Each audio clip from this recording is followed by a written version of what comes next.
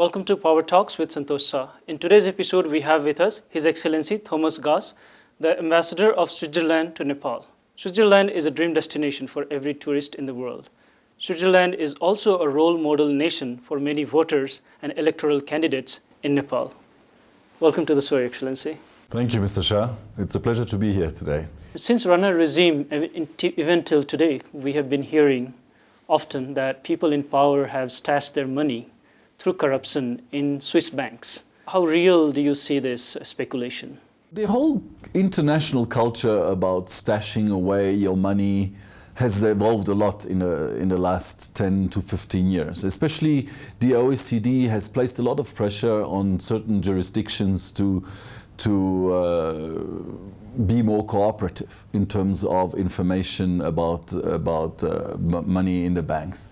Now, for Switzerland, banking is a really important economic area, an important economic sector.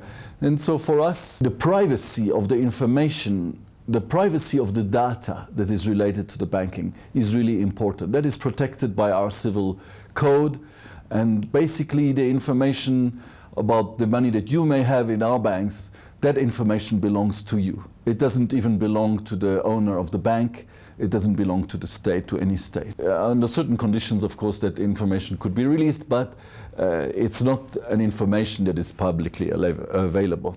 Now, of course, for big financial centers, that poses certain risks, and this privacy of the banking information can be abused of, and can be abused of in crime and in money laundering. So let's say the Anti-Corruption Commission of Nepal, which is CIAA, has to probe into an investigation to find out who has put their money abroad, earned through illegal means and through corruption.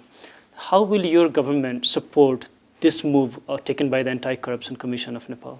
Switzerland is actually very active in the fight against money laundering and cross-border financial crime.